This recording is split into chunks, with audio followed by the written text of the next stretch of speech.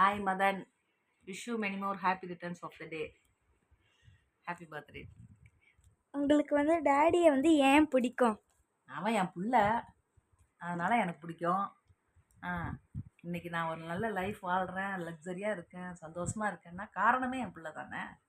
நான் எவ்வளோ கஷ்டப்பட்டுட்டு இருந்தேன்னு அவனுக்கும் தெரியும், இல்லை குடும்பத்தில் எல்லாருக்கும் தெரியும். என் கணவரால் நான் வாழ்க்கையில் வந்து சந்தோஷமே அடைஞ்சதில்லை. ஆனால் என் சந்தோஷம்னா என்ன, லைஃப்னா என்னான்னு எனக்கு பிடிச்சது பிடிக்காதுன்னு பார்த்து பார்த்து செஞ்சான் என் பிள்ளை. அவனால் தான் எனக்கு ஒரு சந்தோஷமே. அதுவும் நான் வந்து ஃப்ளைட் ஏறினதே கிடையாது, ஆனால் என் பிள்ளை தான் எனக்கு பாம்பேக்கு ஃப்ளைட்டில் அழைச்சிட்டு போயிட்டு அழைச்சிட்டு வந்தான் ஃப்ளைட்டில். அவ்வளோ தூரம் நான் ஃபஸ்ட்டு லைஃப்பில் நான் எல்லாம் அனுபவிக்காதெல்லாம் எனக்கு பிள்ளை வந்து நல்லாவே செஞ்சான்.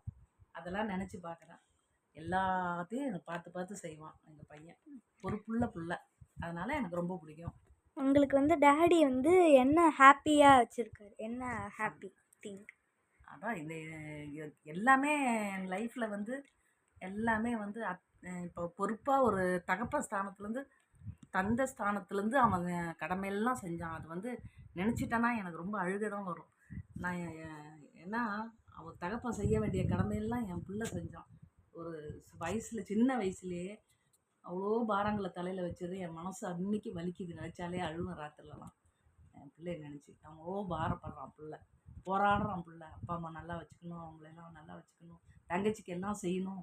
அவன் தான் பார்த்து பார்த்து செஞ்சான். அதெல்லாம் வந்து நான் என்னை வார்த்தையால் சொல்ல முடியாது.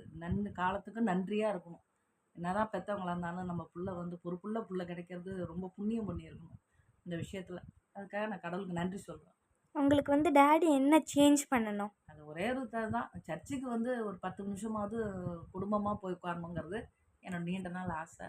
அது கொஞ்சம் சேஞ்ச் பண்ணிக்கிட்டா நல்லது. ஆனால் நான் அவனுக்கு பிடிக்கலன்னா நான் அவனை கம்பல் பண்ணலை, விட்டுறேன். Happy birthday.